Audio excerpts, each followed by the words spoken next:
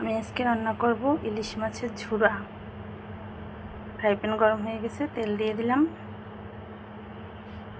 তেলের পরিমাণটা একটু বেশিই দিয়েছি।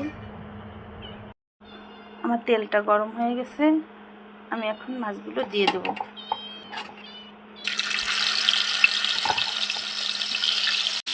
এই মাছটা কিন্তু একটু নরম মাছ, ইলিশ মাছ ঝুরা ভাজার জন্য নরম মাছটাই ভালো। একদম সব মাছগুলো দিয়ে দেবো। সবগুলো মাছ আমি দিয়ে দিয়েছি। আমার মাছগুলো এক পাশ ভাজা হয়ে গেছে, আমি এবার মাছগুলোকে উল্টে দেবো।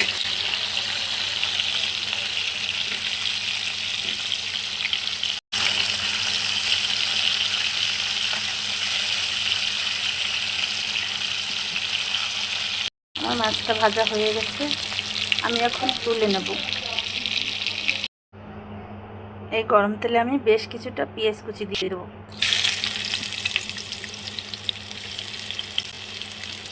সাথে দেবো আরও বেশ কিছু কাঁচামরিচ।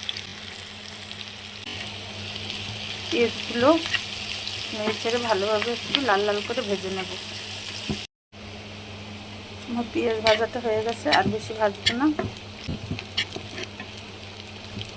এর সাথে এখন সামান্য পরিমাণ পানি দেবো। আমি দেবো পরিমাণ মতো লবণ, দেবো হলুদ,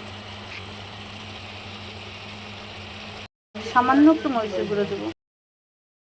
মশলাটা ভালোভাবে একটু কষিয়ে নেব।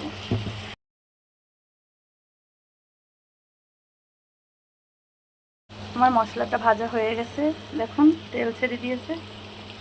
এখন এর ভিতরে আমি ভেজে রাখা মাছগুলো দেব।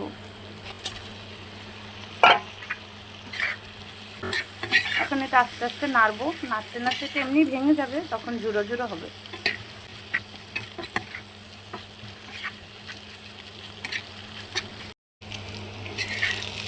যে দেখুন মাছটা কত ঝুরঝুরো হয়ে গেছে।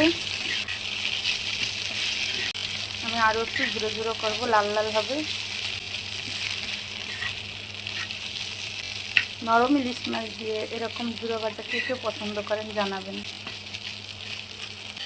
এই মাছটা এরকম ঝুরো করলে আমার হাজব্যান্ডের খুব পছন্দ, সে খুব পছন্দ করে এরকম ঝুরো ভাজা মাছ। এই মাছটা খেতে কিন্তু অনেক মজা হয়। এটা শুধু আমার হাজব্যান্ড নয়, আমার ছেলে মেয়ে, আমার শাশুড়ি, আমরা সবাই খুব পছন্দ করি। এই যে দেখুন হয়ে গেল আমার ইলিশ মাছের ঝুরা।